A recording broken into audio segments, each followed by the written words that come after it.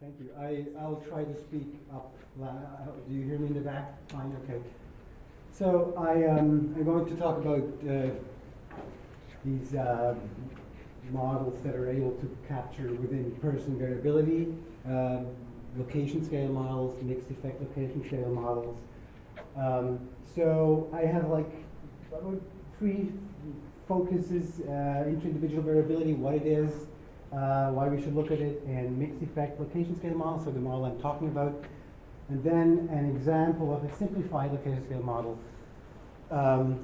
Also because the one that I was thinking about presenting here didn't turn out the way I hoped. All the effects turned out to be not significant, so I thought this is too boring, so I have to revert to something else.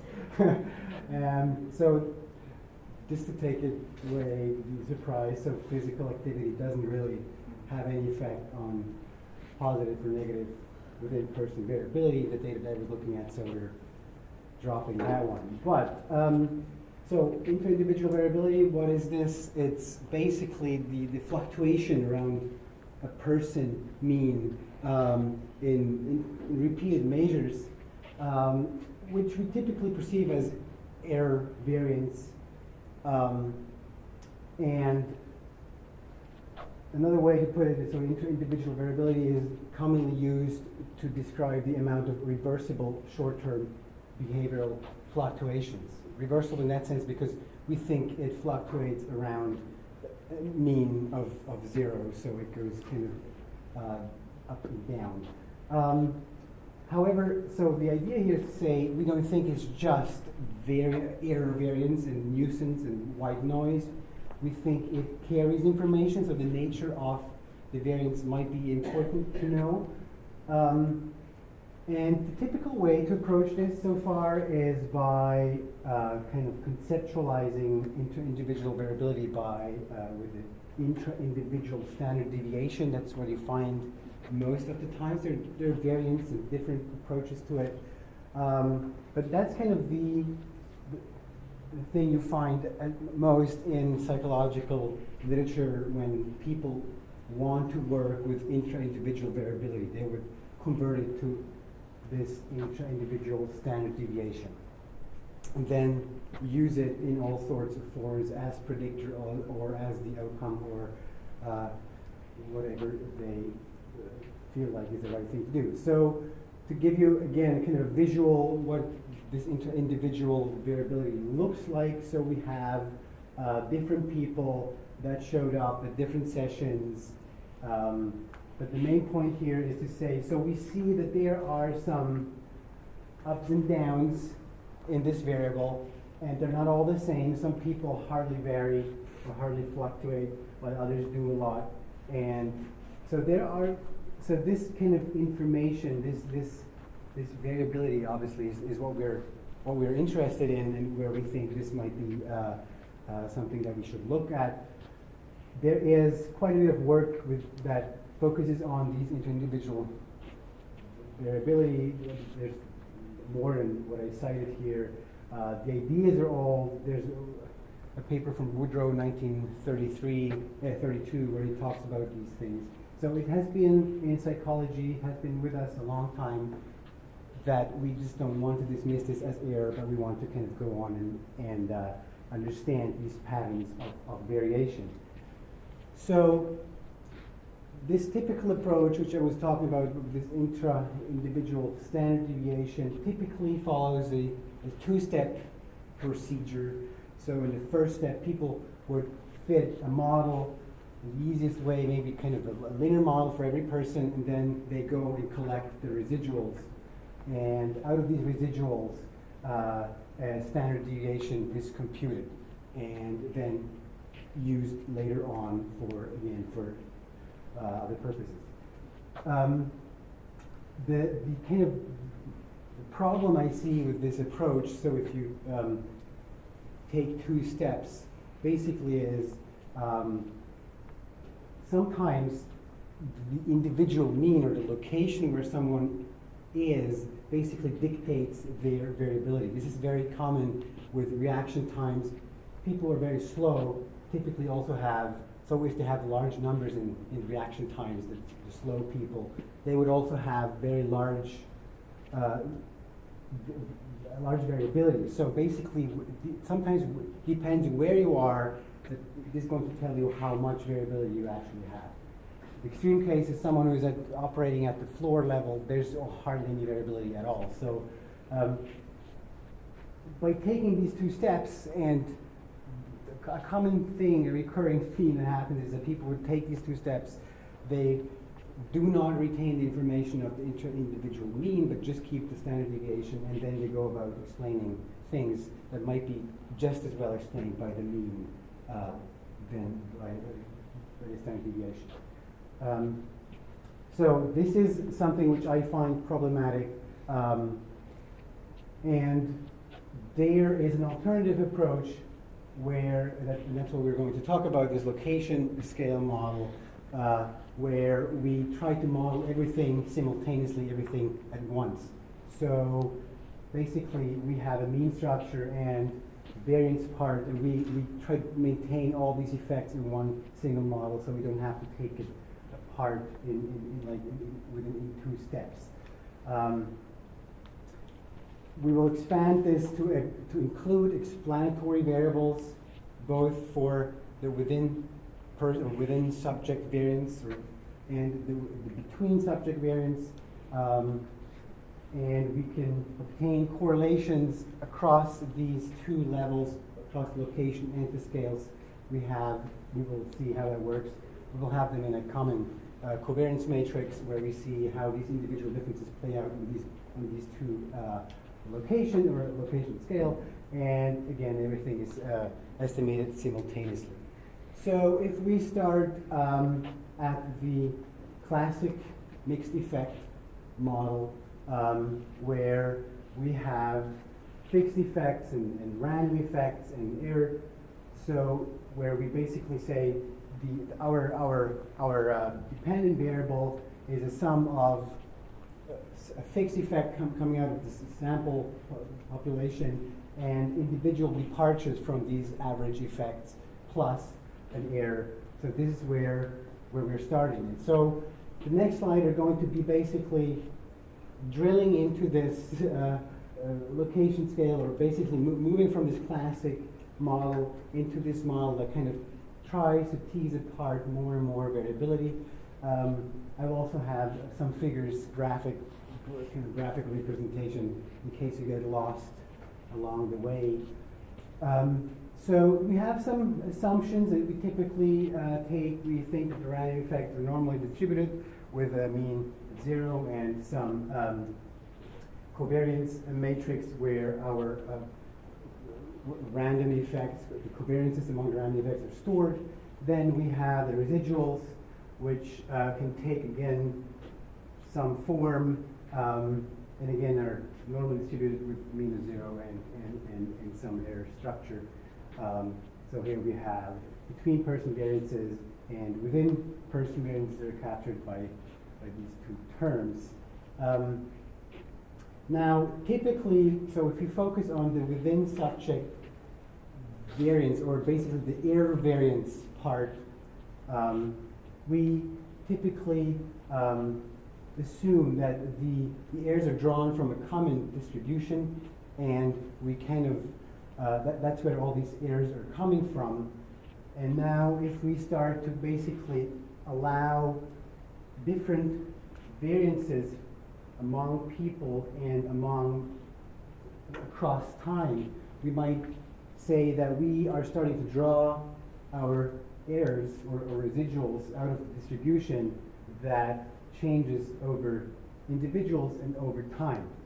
And so if we have this, we can basically, and that's kind of the interesting part, for these error variances, we are now having a submodel where we introduce, again, like almost a second mixed effect model. So we have, we're predicting now basically the error variances that, where we're saying we have, again, a fixed effect. We have an average sample effect plus a individual departure from this effect. And um, well, we take the exponent to keep this a positive number. So if we follow that logic, we again have these random effects that are again just like the random effects of the location. I call them classic random effects. We have again random effects that are with mean zero and the variance. And if we go on and do the same thing for the between person variance, and this is probably where you're going to lose me, but I will have pictures coming up. So if we have the same thing with the between person variance, again we're saying, so B were the random effects of the location part. T, we just defined them up here, were the random effects of the scale part. If we stack them into one vector, we can now say, we assume that all these random effects from the location and the scale part are coming out of a distribution with this common covariance matrix. And in this covariance matrix, basically the diagonal has all the variances of these random effects across location and scale.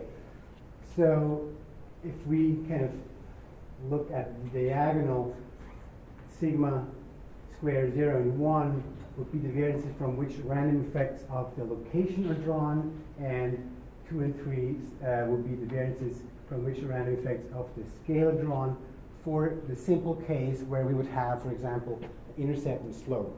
So you would have an intercept and slope in the location part, an intercept and slope in the scale part, and all these individual differences basically are now coming out of this distribution, which basically we now have random effects attached to location and to scale, and so we have a 4x4 matrix for this very basic case.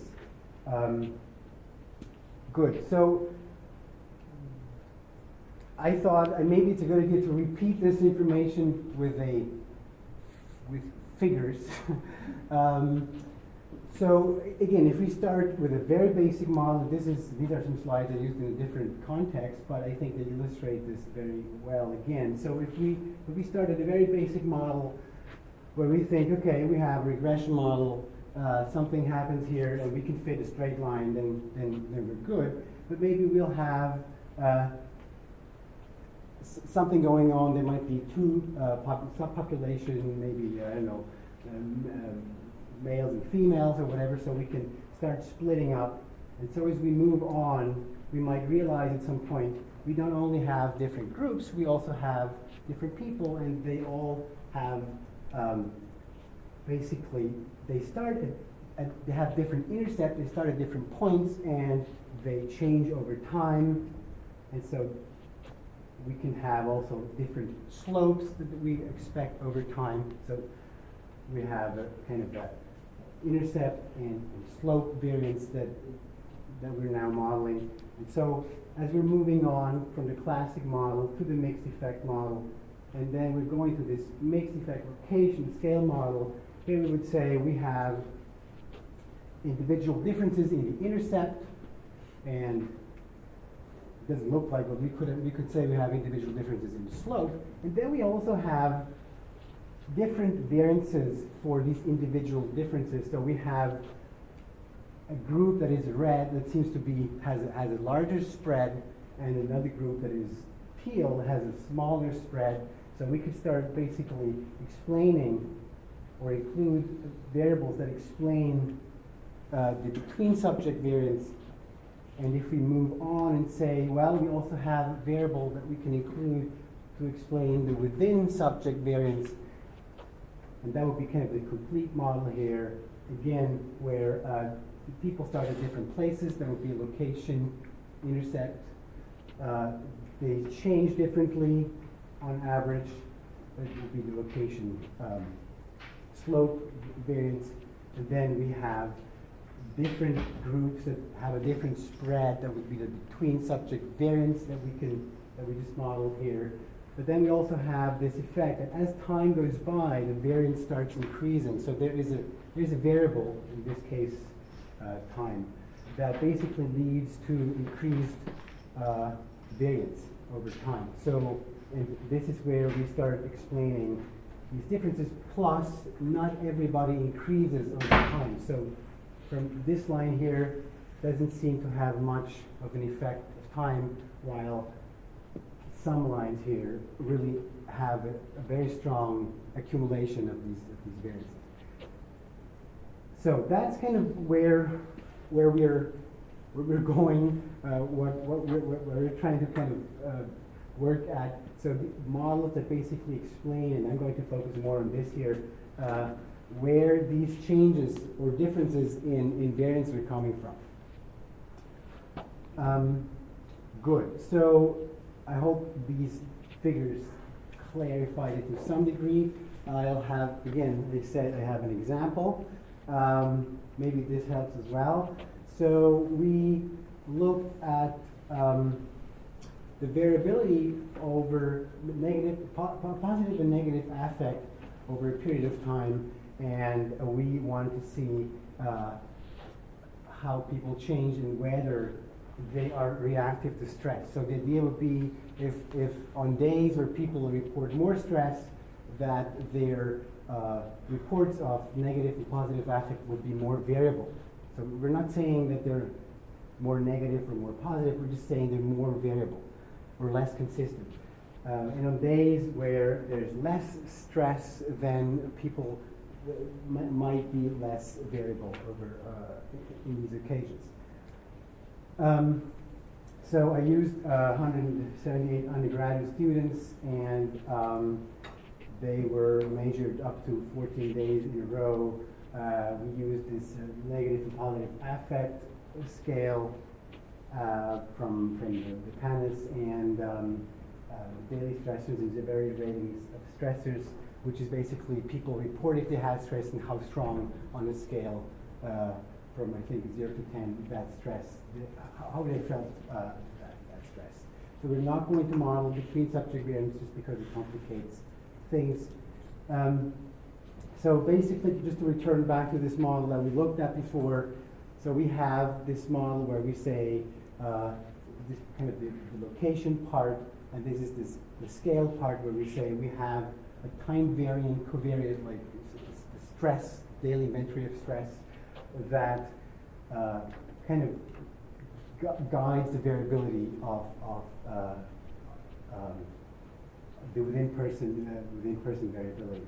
And like some slides before, we can basically take all these random effects, stack them, and have this matrix where we estimate all these random effects and covariances among these 1, 2, 3, 4 parameters. So this is, right now, this would be a 4 by 4 matrix. So just to give you an idea how that looks like, negative affect, this is what, how these scores kind of change for a couple of people, and the lines would be the fitted line, and this is what maybe I think this might be the same person, or like, I think you get the idea. There's some variability around this line. So if you look at what we're predicting here, we have negative affect, I call it IIST, intra-individual standard deviation, just to make it look different than ISD.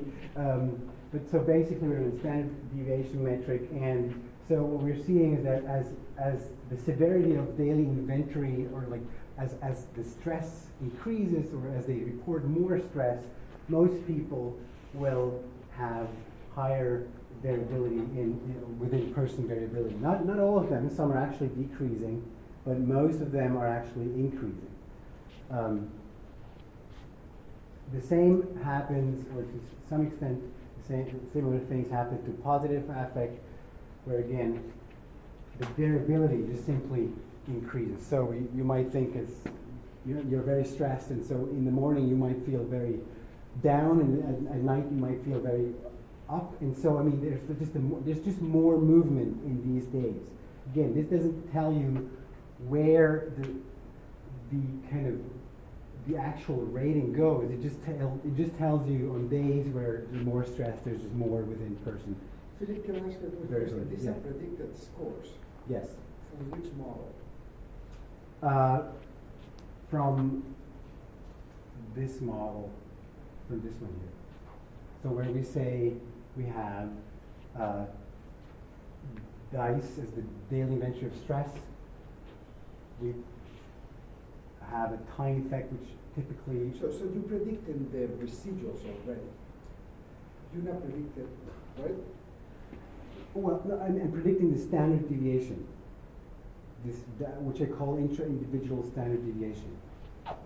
So I'm saying, so what this here is saying, as the severity increases, so if people are more stressed, the distribution from which their basically errors are drawn has a wider spread.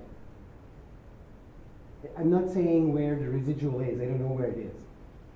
But I'm just saying, or basically the idea is to say the distribution which generates the basic random effect, or the errors at the end, will have a certain spread. And so depending on how high your severity is, this distribution changes its nature, so to speak.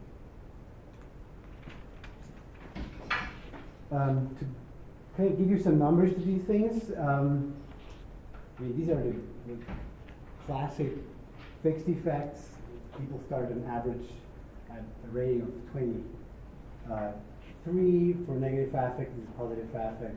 There is, to our surprise, a little bit of a trend. Typically, you shouldn't see this. These are the random effects, so there are individual differences associated to the intercept. People start at different levels. There are individual differences in the slope. And this is the fixed effect. So on average, this is the average variance if we have no stress events.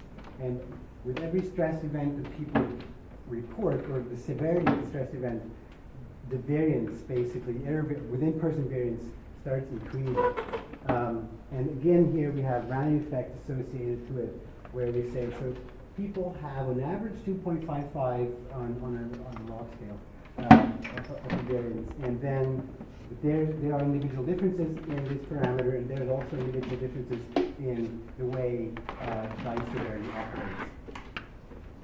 These numbers here pretty much give us the correlation among these effects. So those, for example, tau 0, beta 0, will be the correlation among these two if random or intercept random effects, and those who are higher, those who are on average who enter or on average have higher negative affect ratings, they will also have much higher variance ratings to begin with, which is pretty much what we typically expect.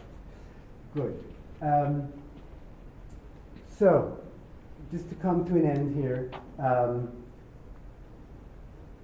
I mean, this is pretty much what I said here. So we can, I think I can skip this easily and just go to the last slide here. So we, basically what we do with this location scale model is these parameters, which we typically would take apart in this two-step model, we all keep them in one big model, and we're basically controlling, in that sense, for where these people, where the locations of these people were, because we keep this in this one model. We have, given that we put these things together, we typically have effects that we have never seen in psychology so far, I think. So it's very hard to know what to do with these things sometimes. It's also hard to understand if they're actually really true numbers, but that's a different story. And I thought it might be useful in other fields. I was almost tempted to try something with with economic data, with this, maybe I thought maybe if you take stocks and try to do something, but I thought maybe I shouldn't do that, as I have no idea about these things.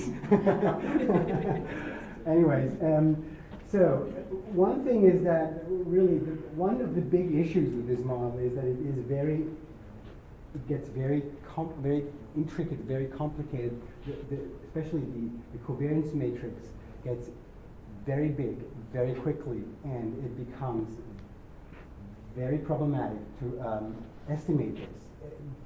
We are going to have effects for which we never even dreamed of, so it's hard to guess what the starting values are. So this is one of the biggest issues. There is a lot of multicollinearity typically in this data. Again, this is another problem that we're encountering, which is basically an issue where we really have issues simply getting these models to converge. Also something that is not clear really, the data requirements. What is the optimal data that we need to address certain questions with certain models? I would think most likely we need intense or a lot of data, basically saying. So so there's a lot of points where it's still, I feel like there's a little bit of a gray area. We don't know how this is going to go on. But yeah, so I'm open to get grilled.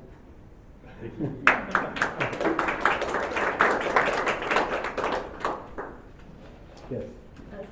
Very fascinating topic. So I guess an alternative interpretation of intra-individual variation, in addition to the ones presented, might be that if the error term is highly variable, potentially it just suggests that in certain periods your model is not predicting or explaining the data well. And so it's sort of an alternative way to tackle that issue is, rather than trying to explain what's going on with the error term, is to try to better fit the model for those periods where the error term seems to be much more variable. So here, in those periods, you're explaining that maybe stress, for example, might be explaining some of that variance.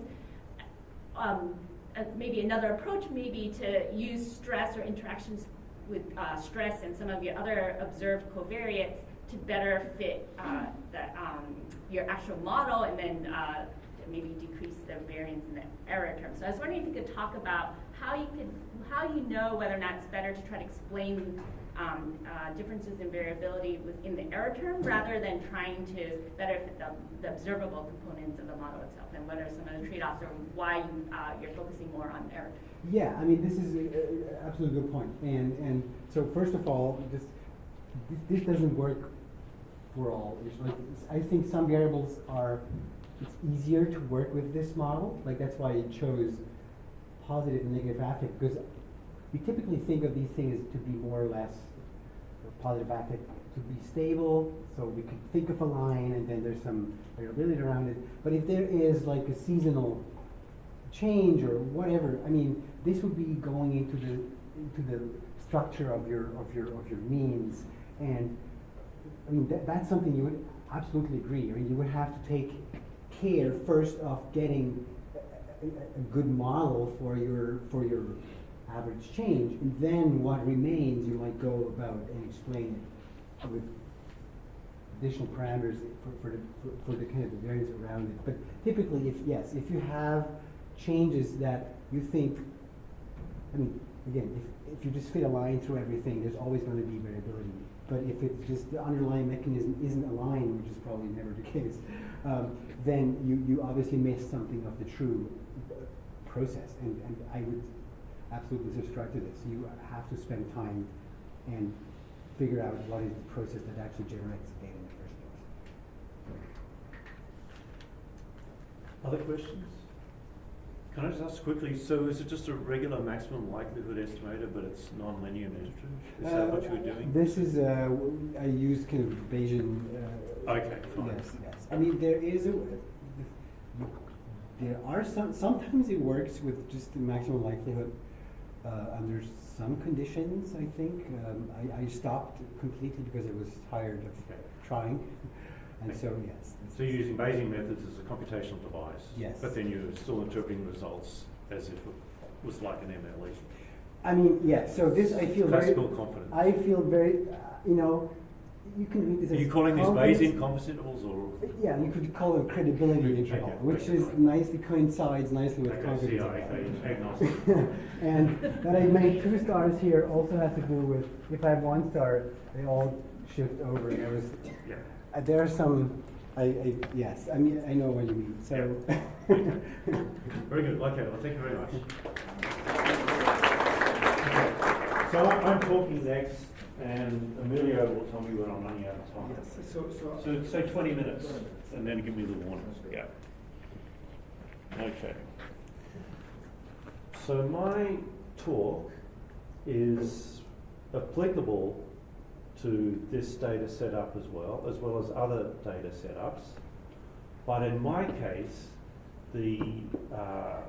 we're interested in just saying something about the betas in the first place, right? And this variability across individuals over time and so on is a nuisance.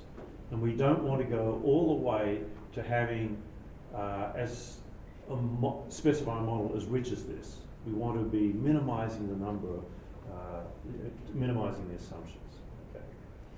And then the subsequent talk is also along the lines of what I'm going to talk about.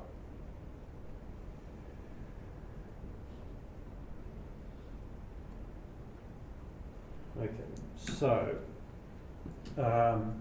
this is work that I've been doing with Doug Miller for quite a while, and earlier the first 2 papers were with Jonah Gelbach.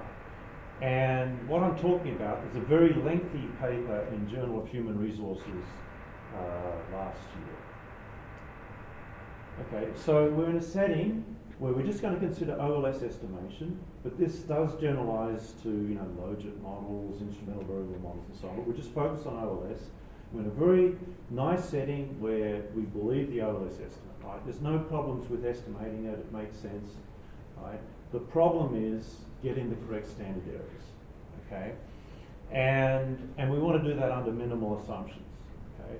If we were willing to assume that errors were independent and identically distributed, then we could just use the usual S squared X transpose X inverse. At least in econometrics, the first thing that people write about with cross-section data, even if it's not independent, even if it's independent, is different error variances. So heteroscedasticity, and there's a heteroscedastic robust button in programs like Stata. Similar sort of thing for over time. The setting that I'm interested in is this cluster robust. So errors are correlated within cluster and independent across clusters. So for example, in the last talk, the cluster was an individual, and we're looking, individuals are independent of each other, but the observations over time for a given individual are correlated. Okay. And as I say, we're trying to do it without a structural model, such as error models, such as was presented in the previous talk. Okay. Why is this important? Well, a big one is that the cluster robust standard errors, under circumstances that I will explain, can be much, much larger than S squared X transpose X inverse, okay? And that's different from things like heteroscedastic robust, right? It doesn't make too much difference either way in practice, right? And similarly with time series robust, right? With the clustering, it really makes a difference.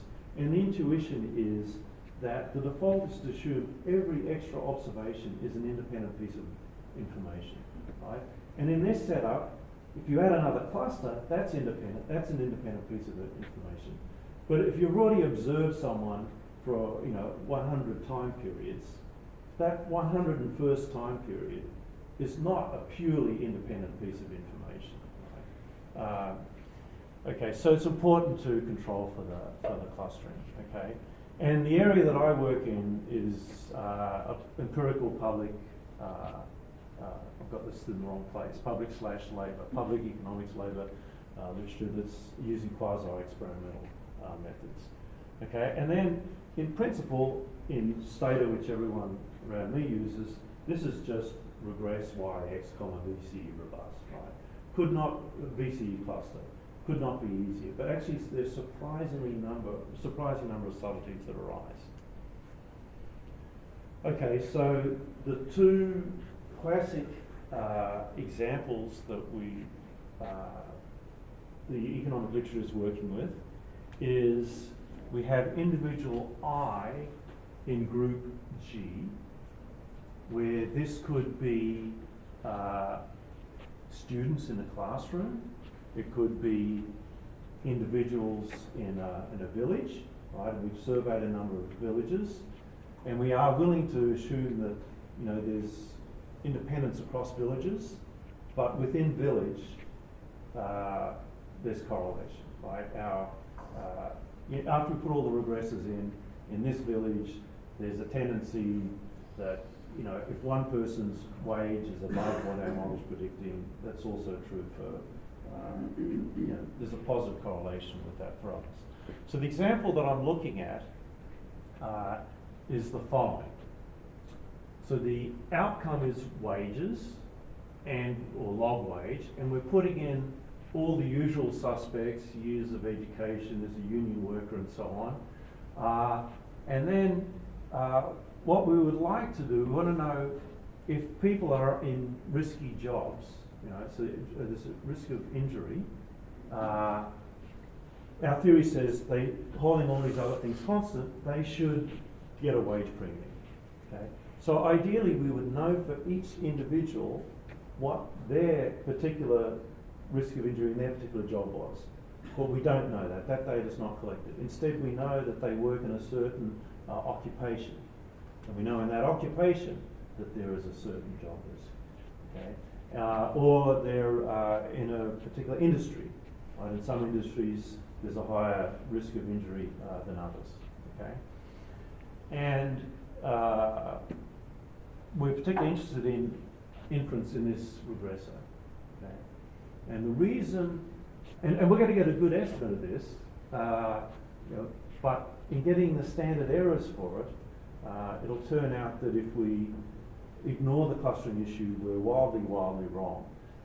And that's because in these settings, there's, in this case, it's extreme case, there's no variability within cluster in this variable. That, combined with having a lot of individuals in the cluster and having even just very, very weak correlation in the error, it's going to make a big difference. Okay. So the data are log wage, the injury rate in the occupation that they're in. This is years of potential experience and experience squared. It's a measure of, you know, how long have they been working since they got out of school. Years of schooling, are they in union or not, race variable, and then 3 region dummies. Okay? And what I've got is 1,500 observations, just 9 occupations. Okay? The data set had more, but to make these points, it's really good just to have the 9 occupations. Okay. And so I'm just regressing the same thing 4 times, log wage on our variable of interest and the other controls. There's 4 commands, regress, regress, regress, xtreg. They all give the same OS coefficients. This is using default standard errors, so it's assuming IID errors. This is assuming independence, but allowing heteroscedasticity. This is saying now, within cluster there can be correlation, but across clusters there's independence. And this is actually doing exactly the same thing. Okay? And when we look at the results, let's focus on the first variable, same coefficient, minus 0.0448, minus 0.0448, minus 0. Okay. The standard errors, going from the default to heteroscedastic robust made very little difference, 0.0044, 0.0044. But when I hit the cluster robust button, it's 4 times larger. Right? And this is what we should be dealing with. Right? It's allowing for the correlation within cluster. If I do the alternative way of getting it, there's a slight difference, 0.0163. And that has to do with the degrees of freedom adjustment, differing slightly. But the big one is, one gives me a p-value of 0.026 and the other is 0.006, right? And both of these are reasonable, right? This one is saying I'll do the OLS regression, and afterwards do cluster robust variance covariance matrix. This one is using the XT commands within Stata, which are specifically set up for clustered data. And usually people do XT, in economics would go comma RE for a random effects model or comma FE for a fixed effects models. But if you go population average, correlation independent, that's saying estimated assuming complete independence of errors. Then Stata now understands once you get into this clustered setting of using an XT command, robust means cluster robust. Okay? So, they really are doing the same thing. Very reasonable for researchers to do both. But there's a difference. And then the other one is that if we look at the test for overall statistical significance, joint significance of all the regressors, 95, 89, not much difference. Can't even do it. Right? It cannot do it. Okay? And the reason for that is that the method that's used to get the cluster robust, it's rank deficient. Right? In this example, it only has a rank of 8, and I'll explain that. And that makes you very nervous, but it turns out that even though it's rank deficient, these individual tests are fine, and would be actually fine to test 7 or even 8 joint restrictions, right? But by the time you do the overall test, which is requiring us to test 10 restrictions, it cannot do it. Okay. Then the other thing I'd just say is that the impact on the standard errors was most pronounced on this aggregated variable, but when we look at the others, it still had some impact, right? Here they were double, right? Not quadruple, but the standard errors went from, say, 0.039 to 0.0073. Okay. So there is some spillover effects. Okay, now this problem of using an aggregated regressor in the economics literature was these two papers by Moulton in 1986 and 1990. And at that stage, he was still using random effects estimation rather than this cluster robust, but he made the problem. Okay, the different p-values arise because when you use regress in Stata, it uses a t-distribution for the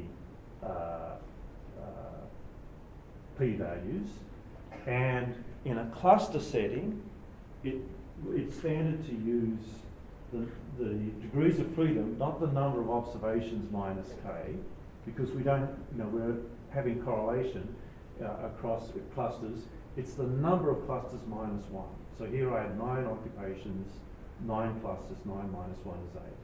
When you use the xt commands in Stata, Stata uses standard normal critical values, right? And they're, by the time you get down to only 8 degrees of freedom, there's quite a difference in the tails, and we should at least use this.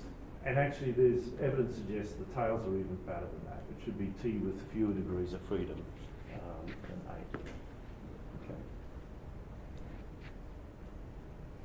8. Okay, a second setting is where you have a policy that, the difference in differences. So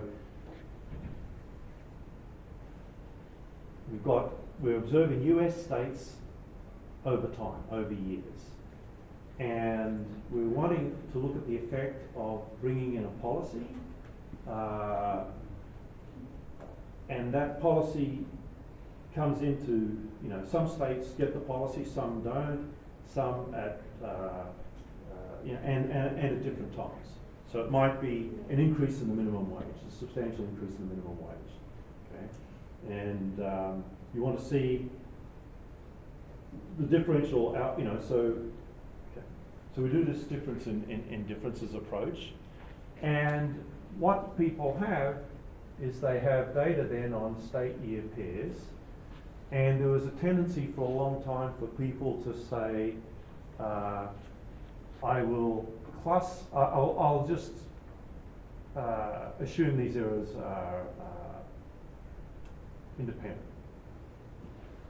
Okay, And part of that was because they might also actually have individual level data. So they'd have individual level data within state and year, and they would say, well, I'm clustering because I'm clustering on state year, but jointly cluster on TS. But then that's assuming that the error in California in 1993 is uncorrelated with the error in 1994, right? So they should have been clustering on state rather than state year pair. Okay. So a lot of people are either not clustering at all, or if they were clustering, they were clustering on the wrong variable. Okay. I'm going to talk about the first example, but this is a second application. This paper here, I don't know, has maybe 5,000 citations by now. Right, really big impact on the literature. Okay, so obviously I'm going to have to go through things pretty quickly. I provided the motivation, but it really does matter. And you can see that there are some subtleties along the way. And the survey paper covers all of these, and I'll see how I go.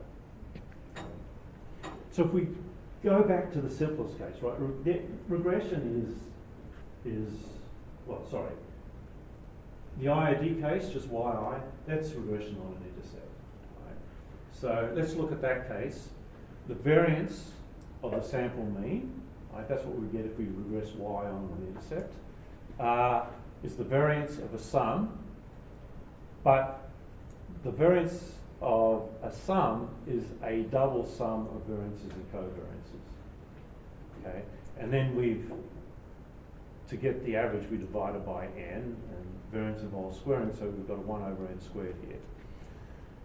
When we have independence, these covariances are 0, and instead of double summing, so we've got n squared things we're adding over, you're only adding over n, right? It's just down the diagonal, and you get the usual 1 over n sigma squared. Okay.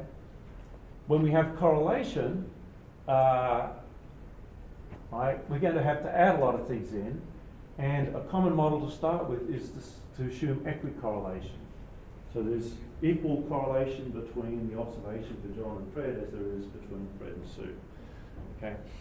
Well, when you do things up and so on, instead of getting 1 over n sigma squared, you get 1 over n sigma squared. Okay, that's times 1 would have given it, but you've got this additive thing, and it's plus the number of observations times rho. So even if rho is very small, like 0.1, that's the equivalent of saying, I'm going to arbitrarily pick one person and regress, regress on other people's, and I get an R squared of 0.01, right? So it's fairly low correlation. If we had 81 people in the sample, this true variance is 9 times larger. This true standard deviation is 3 times larger. Okay. And this algebra actually works through in the regression case. So the regression case, okay, so I have to have notation. This is doing things at the individual level. Then we stack people, every individual in each cluster or group. And the theory works at this level because our theory works best when we have errors that are independent. And this vector of errors is independent across clusters. And then we can stack it one more time to get the usual y equals x beta plus u. Okay, so the OLS estimator is the usual x transpose x inverse x transpose y. And what we do is we substitute in our model y equals x beta plus u.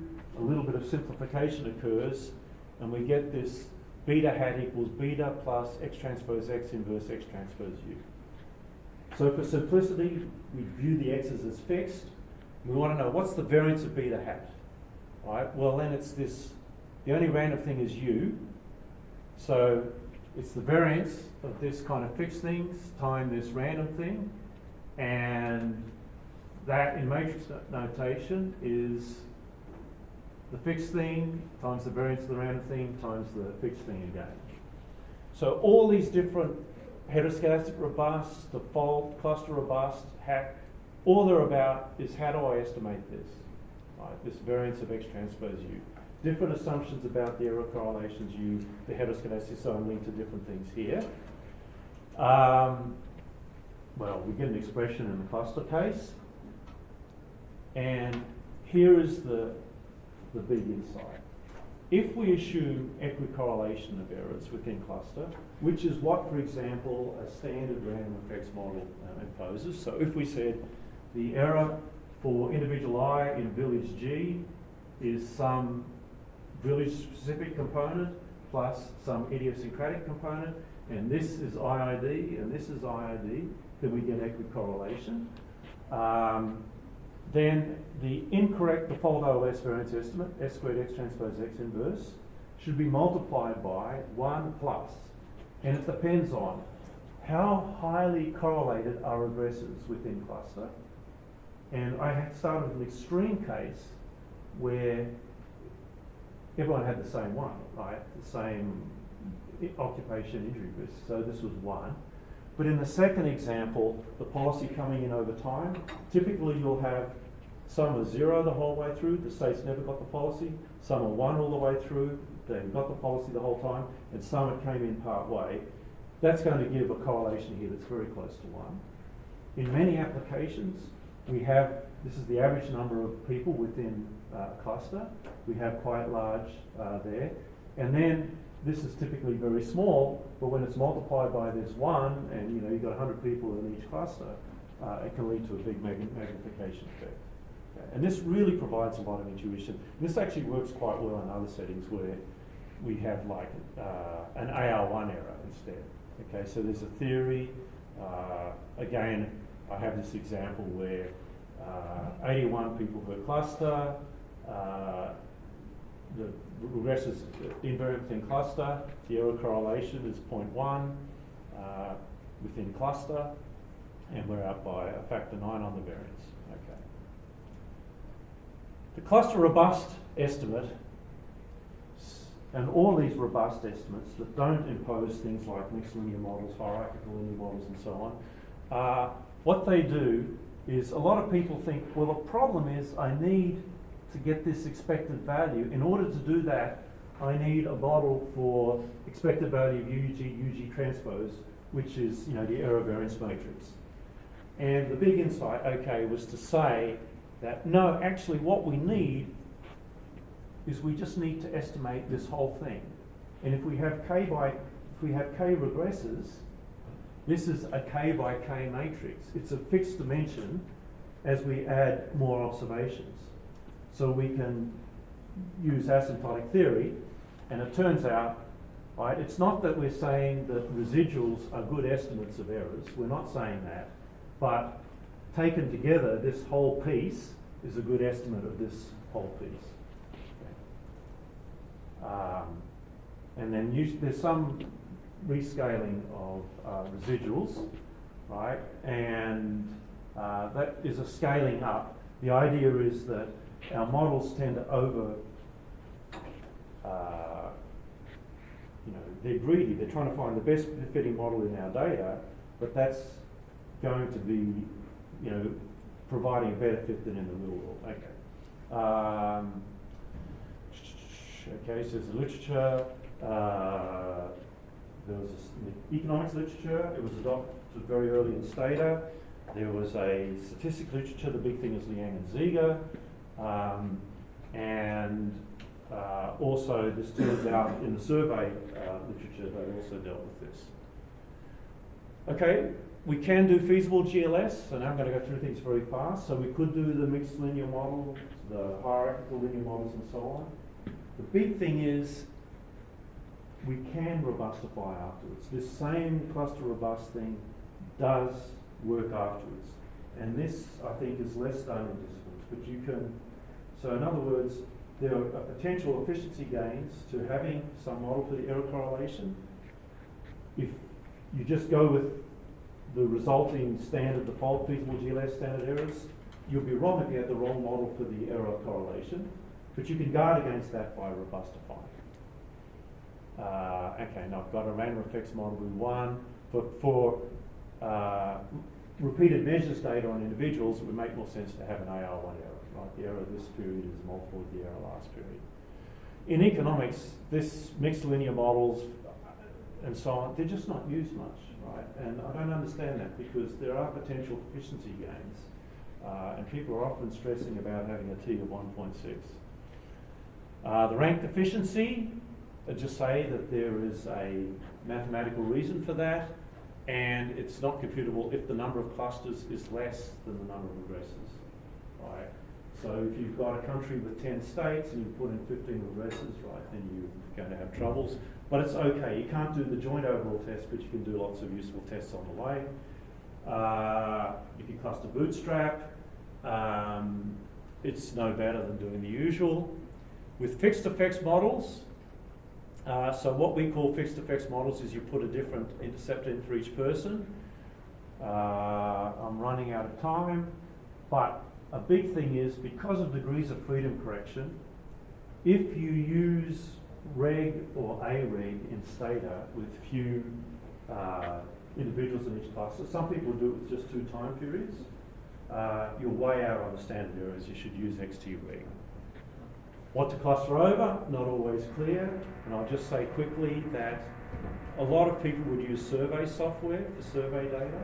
That has 3 components: weighting, clustering, and stratification. What economists do is they'll weight if appropriate. You can do that within Regress or XT-reg. They'll make sure they cluster on PSU to get the correct standard errors. They ignore stratification, but in practice in a regression model, you don't get much efficiency gains by allowing for stratification. Multi-way clustering. What if I not only had industry injury rates, but occupation injury rates? What would I do? Well, it turns out you can cluster on industry, get a variance covariance matrix, cluster on occupation, get a variance covariance matrix, cluster on industry occupation pair, and get a third one, add the first 2, subtract the third. Okay. When you get to 2-way clustering with feasible GLS, there's no way to robustify. So the final point, all of this, the asymptotics is in the number of clusters going to infinity. Okay? If you only have 10 clusters, right, this is very uncharted territory. If we had just 10 observations in a data set, we know asymptotic theory works, but we know it's a complete waste of time anyway because there's not enough precision to do anything. But if you have 10 clusters and you have 100 people in each cluster, you've got 1,000 observations. You can actually potentially estimate things reasonably precisely, but you have this problem that the asymptotic theory hasn't kicked in.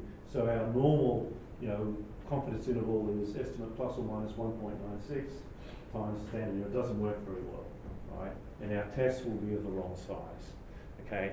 And there have been 3 approaches to this. The research I've done has been on the wild cluster bootstrap, which is a special sort of bootstrap that gives you a better asymptotic theory, which hopefully will also work in finite samples. Okay, so that's there. As I say, it extends to other things. There's an empirical example in there where we demonstrate various things. So the conclusion, where cluster is present, it's important to control for it. And there are subtleties on the way, and a really big issue is this few clusters. Right? There's a very active area at the moment because in the US we have 50 clusters, 50 states, but other people want to do these state year comparisons in countries like Australia where there's only 8 states. Another related area is where we have an intervention which actually a treatment only occurs on 1 state in the US. And then we want the other 49 to be controls, right? How do we do that, right? And this is currently, remarkably, since it's such a basic problem, it really is still an active area of research right now. Okay, so I'm sorry I ran over. Okay. Well, actually, no, it's 12 o'clock on the dot. Okay, so we have time for a couple of questions. Yes, Cynthia. So thanks for your great presentation and impressive body of work. I have 2 questions. One was, in the beginning of your presentation, you talked about comparing clustering using the regress command versus using XT-reg, and if you're not using fixed effects or random effects, you talked about how it's better to use the regress command, especially if the degrees of freedom are smaller, if I understand correctly. However, then later you talked about if you have a fixed effect model, it wasn't clear which one would have been better. Okay, so with the fixed effects model, you should use XT-reg.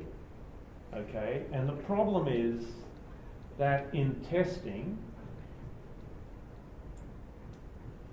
or in confidence interval, the WOL test, okay, you should use a cluster robust variance estimate which rescales the area, which Stata does. Right? The problem here was this n-1, n-k was messing things up when you use the least squares dummy variable 1. But the other one is that you should use Tg minus 1 degrees of freedom. And the problem is that xtreg isn't doing that. So what I would tell you is I would tell you to use xtreg, but replace its critical values based on a standard normal with critical values based on a t with g minus 1. Right? Yeah. Other questions? Yes. So, That's good. so say that there is not really much correlation within clusters, but you don't know that. Okay. And you use the, so. Okay. Okay, so what's the price? Right? The price is that the cluster robust variance estimate is itself an estimator, right? Which has variability in the standard deviation, right? So if you do simulations and you look at what is the variance basically of my variance, right? You'll find it's bigger for heteroscedastic robust than if we just done the default IID. It's bigger when we have cluster, right? Generally, that's of second order importance, right, compared to getting it right in the first place. So if you think of mean squared error as being bias squared plus variability, right, it's the bias squared that's dominating, right? But at some point, right, there is a problem going out too far. I would say if you've got a lot of clusters, go out quite a way. And you can see, when I broaden from, state to region or whatever, doesn't make much difference. But you have to be aware of the other problem, that as we allow the clusters to be broader, we've got fewer clusters than we're hitting this problem here. And then another issue I haven't talked about is it turns out it makes a difference whether the clusters are balanced or unbalanced, right? Both in numbers and variability of the x's. And again, that's another active area. A lot of the simulations will be for a very balanced case, and it turns out that things are worse when the asymptotic theory takes longer to kick in when things are unbalanced. Can I ask a quick Yeah. question? I think it's related to this one, and related to the very first example. You have few clusters, and you're saying that the right degrees of freedom would be the number of clusters minus 1. That's better than nothing, but actually the right degrees of freedom is even lower than that. And there are no analytical results on it. But say that the correlations within clusters are close to 0. Yes. Wouldn't you be better off using the n minus 1 degrees of freedom? I'm sorry, the normal? No.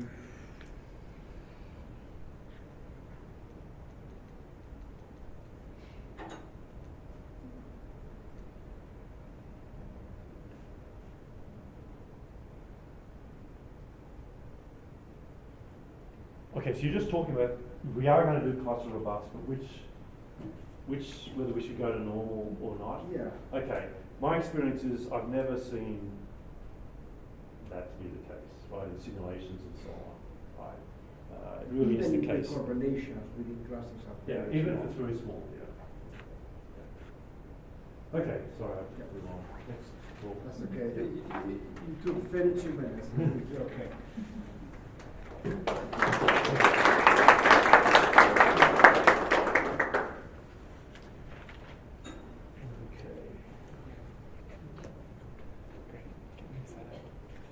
I think Colin's presentation is a good setup for my presentation.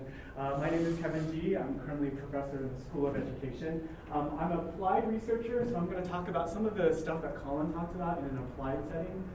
So part of my work focuses on, substantively focuses on issues in health and education. I've also done some work in educational evaluation, where increasingly doing cluster randomized controlled trials is a big trend. And so I'm going to walk you through sort of what I call as a case study on how all of this clustering gets sort of put into practice and some of the complications that we as sort of analysts have when trying to make decisions about how do we actually analyze cluster data. So there is not going to be a lot of equations. There's some equations in here, but it's not overly technical. It's mainly pitched towards a practitioner audience who wants to really understand, okay, given all of this work and with trying to understand how to analyze cluster data, how do you make decisions about which models are the most appropriate models? So just to give you sort of the overall story is this is a cluster randomized trial. We encountered some problems when we were sort of deciding on how to approach, how to analyze cluster data, and then I'll talk a bit about how we sort of resolved some of the inconsistencies that we found across different methods. Okay, so this is joint work between a colleague of mine, Yasuo Abe, who's at Impact International. They were sort of the lead on this large-scale evaluation, and I'll walk you through some of the components of the evaluation. So just an overview of the talk. I'll just motivate this talk a bit. Why do we care about cluster data? And I think Colin has already sort of given you the intuition behind why we care about clustering. I'll talk a bit about cluster randomized trials in education and cluster data. Again, I know Colin has already talked a bit about this, so I'll talk a bit about it more from sort of the practitioner standpoint. I'll walk you through our research design of the study, the data analytic plan, including the different ways that we handled clustered data, some of our results, and some of the lessons that we learned, especially lessons when you're working with practitioners who are trained differently in different methods, right? So some of you will go out in the world of work, some of you are already in faculty positions where you're working across different disciplines, right?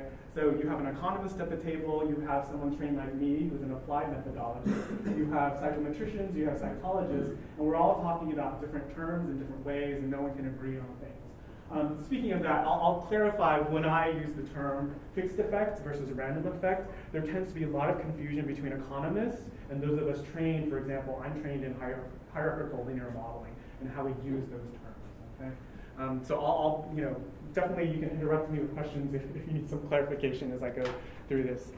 So again, cluster randomized trials, I know many of you are in disciplines where you're familiar with this work, right? These are when individuals, they could be students, patients, they're clustered together in higher level units, and the unit of analysis, say a school or a hospital, is actually randomized, right? And we do that partly because, for example, in schools, there could be contamination if you just randomize sort of an intervention individually to individual kids, right? Okay, so it makes sense from sort of a practical standpoint to randomize the intervention at the cluster level. Okay. Again, as Colin had mentioned, your inferences might be biased if the correlation between the study participants. So in this example, I'll be talking you through today. I'm looking at children nested in schools. Okay. So again, if there's correlation between those kids, your inferences may be wrong. Okay. Your type 1 error may go up. Okay. So again, as an evaluator, right, as a sort of applied methodologist, doing work as a practitioner, you're going to have to decide how we're going to analyze this data, right? So we have clustered data, how are we going to analyze this data, okay? And so, this is sort of more broadly part of making decisions around how do we use different approaches, and they're called sensitivity analyses, right? I know this is sort of a trend. I mean, definitely economists think about this. Some disciplines necessarily don't think as robustly about how to push your data and how to analyze it in different ways to make sure that your results are not sensitive to model specification or even different ways of measuring the data. Okay? You can think of sensitivity analysis as replication, right? You're almost doing sort of replication within the own data that you have. Okay?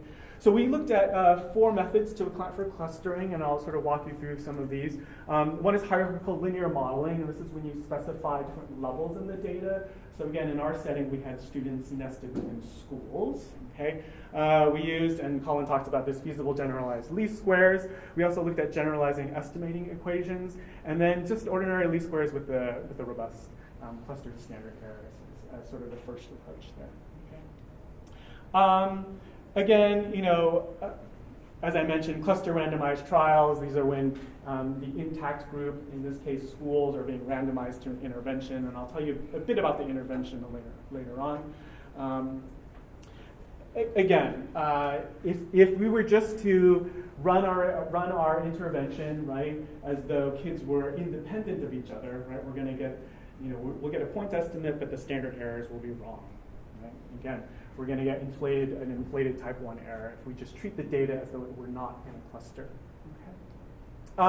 Those of you who have taken my class, I know there's a couple students here who have done some work with me in hierarchical linear modeling. Right? When we do talk about clustering, it's like, how do you know the degree of clustering in your data? Right? You can do that by calculating the ICC or the interclass correlation coefficient. That can be done in sort of a null model in Stata using the mixed command, or you can just run basic ANOVA, right, to get that. Right? But you have, in this case, the variability that exists sort of between clusters, and then you sort of have the variability that exists within the cluster. Right? Okay.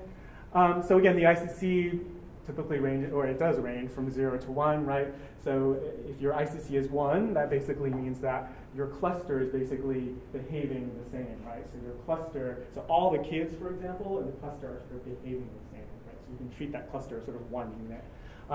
Typically, you're not going to get 1.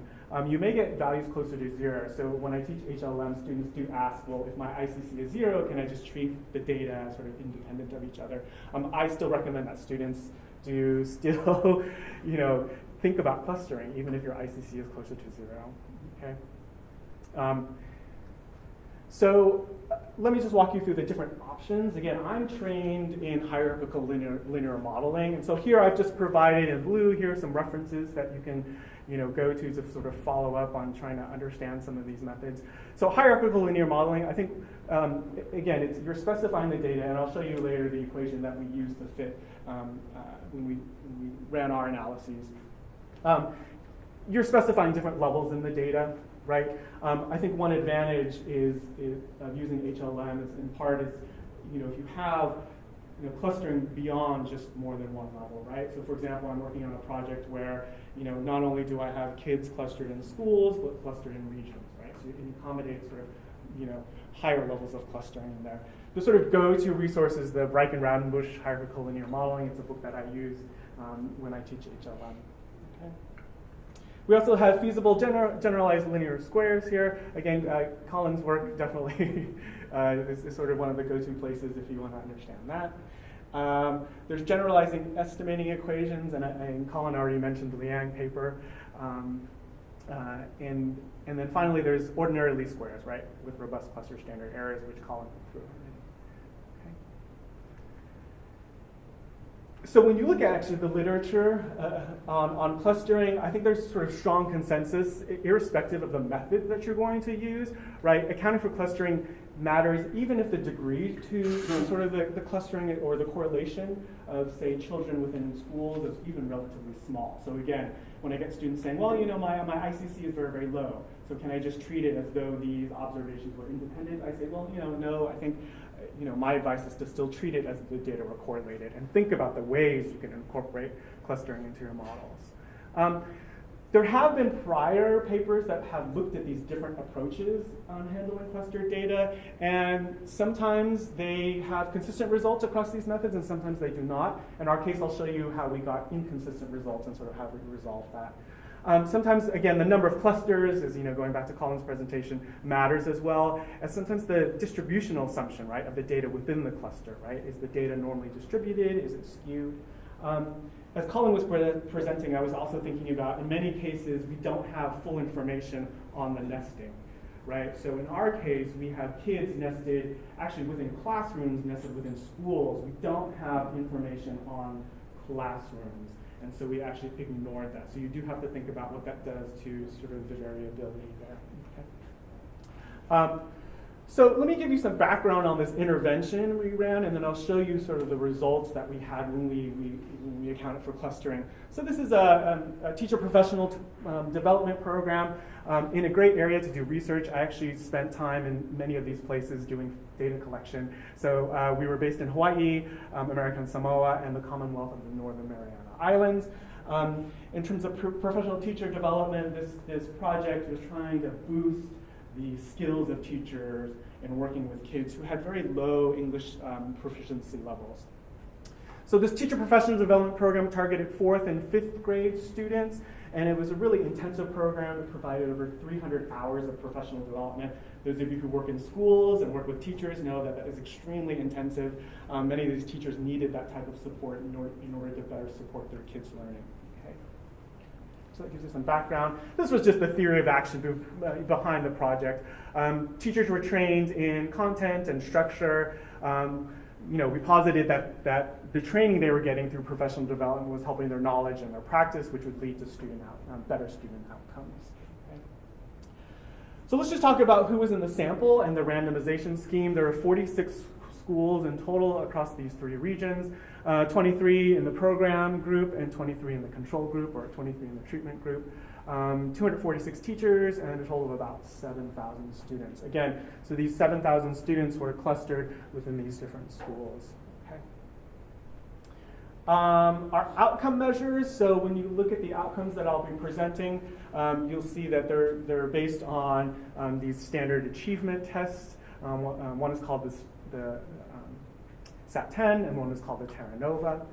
Okay, so it gives you sort of an idea of when we're looking at, when I introduce these sort of outcome measures of the effects of this, you can interpret them as sort of points, score points. Okay.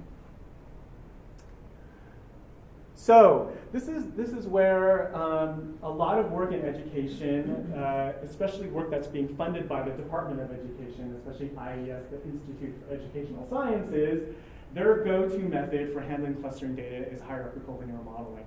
And I think partly because of the tradition of education, that tends to be sort of the go-to. And so this is the model that we posited. And again, hierarchical linear modeling, this is done in levels. So there's always a level 1 model, right, which posits this is for child I in school J, right? And so it consists of an intercept term here, and these are sort of child level controls that we included in here. I must say that there was some imbalance on some of the child level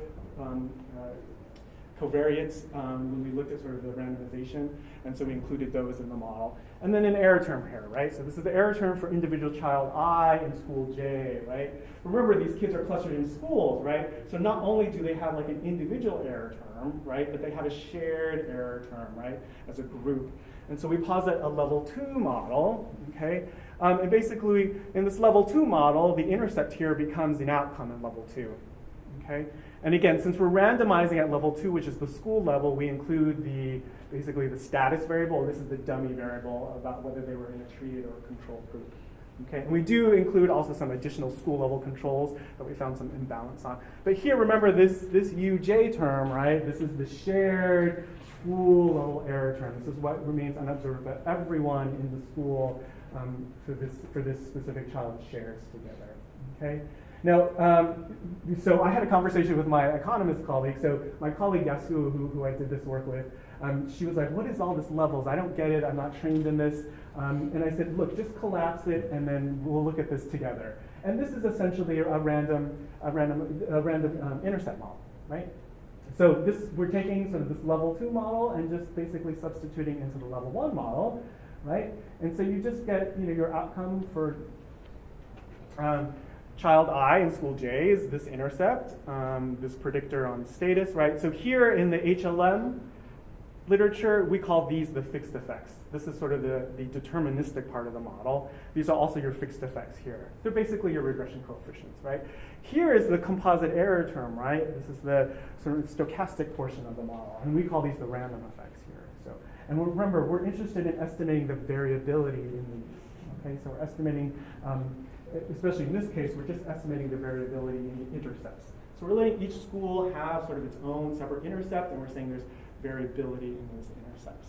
Okay. So once I made that clear to my colleague, she was like, "Okay, I get it now. This is, yeah." So just to be clear, yes, for the economist, we just estimate that by OLS, correct, and have inefficient estimates correct given, and you would do feasible GLS given your assumptions about UJ correct. and epsilon. Correct. Yeah. Okay, so is this sort of clear? So this was, we considered this our sort of benchmark model, and this was actually specified a priori in our analysis plan. So we had to use this method. Now I'll talk a bit about when you fit hierarchical linear models, you do have the choice between using maximum likelihood estimation or restricted maximum likelihood, and we fit models with both and got inconsistent results, and I'll show you sort of that. Colin, I would probably need to sit down and talk to you about why we're seeing these why we saw those inconsistencies. Right. So speaking of that, so let me walk you through our results here. So again, we're using hierarchical linear modeling up here, one using restricted maximum likelihood, the other using maximum likelihood. And then I'll walk you through sort of feasible generalized linear squares, our GE models, and then OLS, the robust cluster. So as you can see here, I highlighted in the name of Halloween, I used orange and black. So what's going on here, right? So we're seeing inconsistent results even within the same sort of modeling strategy, HLM, depending on restricted maximum likelihood. Now, for HLM, this is something that I would predict partly because you usually typically get larger standard errors when you're using restricted maximum likelihood, right? I think it's accounting for the degrees of freedom in the fixed effects estimates or the coefficient estimates and estimating the variances. But you see here the feasible generalized linear squares is much more comparable to the restricted maximum likelihood on HLM, right? And then we get these other three sets of estimates, right? So we have HLM using maximum likelihood, we have GE models, and then we have OLS with the robust cluster standard errors, okay? So again, from a practitioner standpoint, we ran this first model here as a sort of a benchmark model. We refit our models here, and then we continue to refit our models. And so, again, as a practitioner, you're sitting down here and you're thinking, well, what do I do? We have these inconsistent results. This is a $2.5 million project. You want to get the answer right? Which means you want to get the right point estimate. Not only the right point estimate in terms of effect sizes, but you want to get the right standard errors as well, right? Because you can't go to your audience of practitioners and say, okay, we have these inconsistent findings. We've spent your $2.5 million. Now what? Okay. So again, I especially for the graduate students in the audience, I think it's important to think about pushing your models in different ways or using different sort of forms of analytical tools to understand how sensitive your results may be to different types of either measuring, how you're measuring different outcomes or how you're using different modeling strategies. So we sat here and we sort of was thinking, okay, what's really driving these different results here? So there's considerable site-to-site heterogeneity, and some of you may already know where this is sort of headed. So we refit all of our models using the different methods that I laid out by the different sites. Remember, so we have 3 different sites here. And as you can tell, what's happening is 2 of the sites are really driving the results. One of the sites here, there's really no effect. So basically here, what we're assuming is we're actually weighting each site the same here, right? We're giving equal weight to each site when we know that some of the sites, they're more precisely estimated, okay? And so part of my training also is doing meta-analyses, right? And meta-analyses are sort of analyses, right? So you gather all of the findings of analyses and sort of you weight them in different ways. And so we actually used a weighted average approach, which borrows from sort of this meta-analytic approach, okay? And what we're doing is we're basically weighting each of these estimates here, right? So the point estimates here, or the fixed effects in HLM language. So these are our parameter estimates. So we're basically weighting each of these by the inverse of the variance, right? So we're taking the square root of the standard error and weighting those, right? And then we sum those up and divide it by the sum of the weights to get the overall weighted average estimate. And then we're calculating the standard error by just taking the square root of 1 over the sum of the weights that we calculated, okay? And that's very typical, again, in meta-analyses when you're collecting a bunch of point estimates and standard errors and want to sort of weight them across different studies. What do you think we got? Much more sort of consistent estimates, right? So these are the weighted average estimates here, and we're getting much more consistent estimates, right? Again, we're down weighting the estimates for American Samoa, and then we're up weighting, right, the estimates that are much more precisely estimated here. And here, this is where we're getting much more consistent estimates across each of these methods, right? Okay, and we're also getting sort of really consistent effect sizes here as well. So a couple of lessons that I learn and typically share with other practitioners. Obviously, there's a lot of value in carrying out what I think are called thoughtful sensitivity analyses. And you should also think about specifying these beforehand. It's sort of not like, I'll run my regression models and sort of do some sensitivity checks towards the end. It's like, as you're thinking about developing a proposal, a grant proposal or a dissertation proposal, really specifying, okay, I'm going to check to see if my results are robust to these different types of differences. Either it could be the way you're measuring something, great, or it could be the different statistical models that you'll be using. Second thing that I've learned as a practitioner is it is important to build bridges with analysts who are trained in evaluation but are approaching from different disciplinary areas, right? Because oftentimes the language looks very, very different. Again, language around fixed effects, random effects. And oftentimes people don't or aren't transparent about how they're using certain terms or terminology. We're all trained in very, very different ways. So I think it's important, especially those of us who do interdisciplinary work, we have to be able to speak across those different disciplines, okay? There's no right way to handle clustering, obviously. There's some practical considerations, obviously, and sort of the distributional assumptions of the data that you have. I think if you do have multiple sites in a study, it is important to look at site-to-site heterogeneity to determine sort of what is driving those results. And then again, in our case, that was a helpful step, right? And it showed us, well, we'll find out, it's really the site-to-site heterogeneity that might be underlying where we're getting some of these sort of inconsistent results. Again, I think what's critical, especially for us practitioners in the field who do this work, is you have to develop a plan ahead of time, right, for analyzing cluster data. And sometimes it shouldn't just be one way of handling clustering, right? Even though the education profession prefers HLM, there's alternate ways of handling cluster data, and I think it's important to sort of include those in pre-specified analysis plans from the get-go. All right, so that was sort of the practitioner story about how all of this gets put into practice, and I'm happy to take sort of questions on any of this. Questions? I know people want lunch. Great, well, thank you. I'll be around. In feasible GLS, Yes. you're already weighting your observations. Right. So I guess so in the feasible GLS, you're weighting by school, and then when you're analyzing again, you're weighting by the site? Yes. Okay. Yes, absolutely. So it's like a way of dealing with additional costs. Correct, yes, it's correct, right? Because I think we could have also, as I was preparing this, we could have actually included site then as sort of a way of clustering. Yeah, but that's exactly right. Yeah, FGLS includes the school, but then we're not weighted by site. Yeah. So I had a couple of comments. One was that the treatment was assigned. Yes. Right? In economics, where we generally not run an experiment, right? If we saw a difference across various estimation procedures, we would immediately say, the problem is it's endogenous.